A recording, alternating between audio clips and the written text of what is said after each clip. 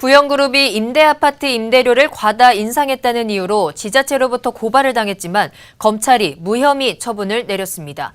하지만 지자체는 불복할 의사를 나타냈는데요. 취재기자 연결해서 자세한 내용 들어보겠습니다. 권호철 기자. 네, 부영그룹에 나와 있습니다. 네, 검찰이 임대료 인상과 관련해서 부영의 손을 들어줬다고요? 맞습니다. 부영그룹과 전주시에 따르면 검찰은 전북 전주 소재 민간 임대아파트 임대료 과다 인상을 이유로 전주시 덕진구청장이 부영주택을 고발한 사건에 대해 혐의 없음 처분을 내렸습니다. 검찰이 처분을 내린 시점은 2주 전인 지난 4일입니다. 하지만 어제 부영 측이 관련 보도를 뒤늦게 내면서 이 같은 사실이 알려졌습니다. 부영 측은 이번 판결로 임대료 인상과 관련한 논란과 오해가 말끔히 정리되었으면 한다면서 위법성 논란이 마침표를 찍게 됐다고 평가했습니다. 그럼 부영 측이 이런 소식을 2주나 지나서 뒤늦게 알린 이유가 뭘까요?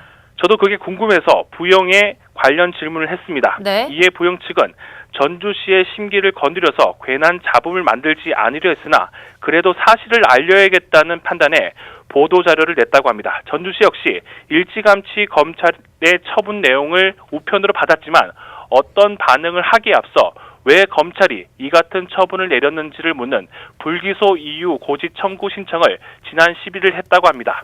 하지만 어떤 이유에서인지 이 사건을 담당한 서울중앙지검 형사 8부는 일주일이 지난 현재까지 불기소 이유를 전주시에 밝히지 않고 있습니다. 네, 전주시가 부영 측의 임대료 인상을 위법이라고 판단한 이유와 또 검찰이 이를 받아들이지 않은 이유가 분명히 있을 텐데요. 이번 임대료 인상 사건의 쟁점은 무엇입니까? 문제의 발단은 전주 하가지구의 민간 임대 아파트입니다. 부영 측은 지난 2015년과 지난해에 각각 임대료를 5% 인상했습니다. 임대 아파트 임대료를 인상하려면 주거비 물가지수와 인근 주택 가격 변동률을 합산해 평균을 내서 산출하게 돼 있습니다.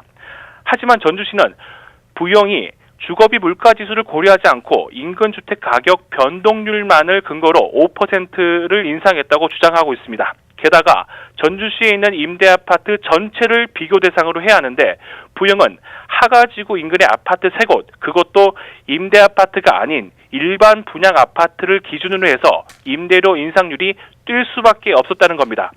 전주시가 산출한 인상률은 최초 1.54%였고 여기에 LH 등의 임대아파트 인상률을 감안해서 2.6%까지 높여 제시했지만 부영은 이를 무시한 채 5%로 올렸다는 것이 전주시 측의 입장입니다.